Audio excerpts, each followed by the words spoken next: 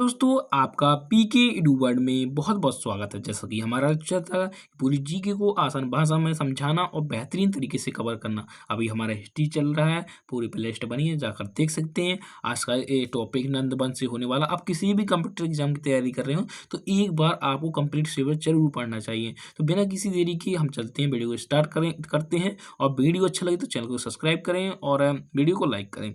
ठीक है, सबसे पहले हम इसका नंद वंश का परिचय देखते हैं।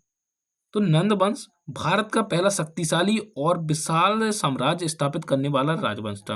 अगला है, इस वंश ने शिशुनाग वंश के बाद मगध पर शासन किया। अगला प्रश्न है, नंद वंश का शासन लगभग 345 ईसा पूर्व से 322 ईसा पूर्व तक माना जाता है। अगला प्रश्न है, इसकी राजधानी पाटलिपुत्र यानी कि वर्तमान में जो पटना बिहार थी। ठीक है, अब हम चलते हैं आगे चीजों को समझते हैं। हमारा अगला ठीक है, हम अब आगे चलते हैं कि महापद्म नंद, इनकी नंद वंश का संस्थापक के बारे में पढ़ते हैं कि कौन था। महापद्म नंद था। महापद्म नंद को नंद वंश का संस्थापक माना जाता है। पुराणों में इन्हें सर्व छत्रांतक यानी सभी क्षत्रियों का विनाश करने वाला कहा गया। इन्हें एक राठ यानी समस्त भारत का शासक भी कहा गया। अगला पॉइंट आ जाता है, महापद्म नंद की उपलब्धियों के बारे में पढ़ने वाले हैं। कई छोटे छोटे छोटे बड़े राज्यों को जीतकर मगध साम्राज्य का विस्तार किया। अगला पॉइंट है, कलिंग, कौशल, अवंती, कुरु, पांचाल आदि राज्यों पर अधिकार किया। अगला पॉइंट आ जाता है, शक्तिशाली केंद्रीय शासन स्थापित किया। अगला पॉइंट आ जाता है, विशाल सेना का गठन किया। इतनी बात आप समझ गए होंगे, तो अब हम चलते हैं आगे चीजों को समझते हैं। अगला पॉइंट आ जाता है कि नंद वंश के जो प्रमुख शासक हैं उनके बारे में पढ़ते हैं।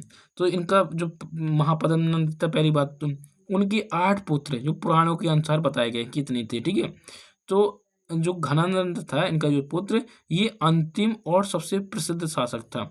उसके बाद अगला है, कई यूनानी यूनानी लेखकों ने अंतिम नंद शासक को अग्रमीज अग्रमीज या एक्सड्रीमीज कहा है।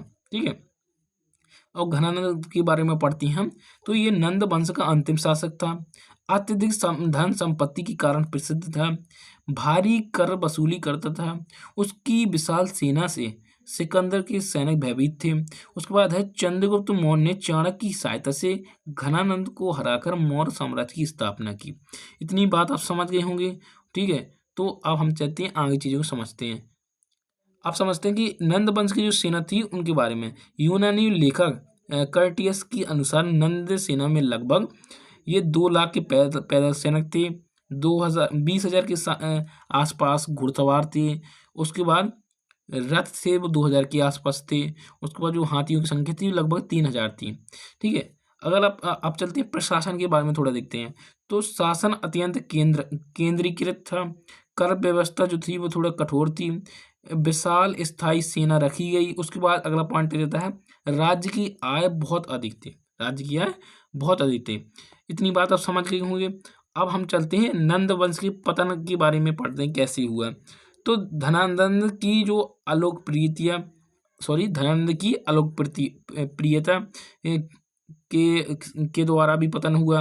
उसके बाद है, अत्यधिक कर वसूली एक कारण था। उसके बाद है, चाणक्य का अपमान किया था, एक ये कारण था। उसके बाद चंद्रगुप्त मौर्य और चाणक्य ने मिलकर धनानंद को पराजित किया। ये ठीक है, ये तो मतलब कि अगर पूछ सकता है कि कैसे हुआ, तो चंद्रगुप्त मौर्य और चाणक्य ने मिलकर धनानंद को पराजित किया। उसके बाद है, 322 ईसा पूर्व में मौर्य वंश की स्थापना हुई। अगला प्रश्न हमारा आ जाता है, पहला शक्ति जो इंपॉर्टेंट पॉइंट बार बार पूछता है, तो मैं अब वो बताता हूँ आपको। अगर आपसे पूछ ले पहला शक्तिशाली मगध साम्राज्य, ये नंद वंश हुआ। उसके बाद है, संस्थापक इसका कौन हुआ, महापद्म नंद। उसके बाद अंतिम शासक कौन था, ये घनानंद था। उसके बाद राजधानी इसकी कौन थी, ये पाटलिपुत्र थी। थोड़ा सा मैं जूम कर लेता हूँ, आपको क्लियर दिखे। उसके बाद अगला पॉइंट आ जाता है, शासनकाल कब से कब तक हुआ है, ये 345 से 322 ईसा पूर्व के आसपास इसका शासन हुआ। ये कभी कभी 343 से भी लिखा मिल जाता है, तो आपको ये चीज़ आपको ध्यान करनी है। अगला प्रश्न है, उत्तराधिकारी वंश, ये मौर्य वंश हुआ। उसके बाद है, नंद वंश के बाद चंद्रगुप्त मौर्य इसका सम्राट बना। ठीक है, इतनी बात आप समझ गए होंगे। तो आई होप वीडियो अच्छा लगा होगा, तो चैनल को सब्सक्राइब करें, वीडियो को लाइक करें और सारे आने वाले टॉपिक जरूर देखना, प्ले लिस्ट बनी है, जाकर देख सकते हैं। चैनल को सब्सक्राइब करें। मिलते हैं नेक्स्ट टॉपिक में, तब तक के लिए धन्यवाद।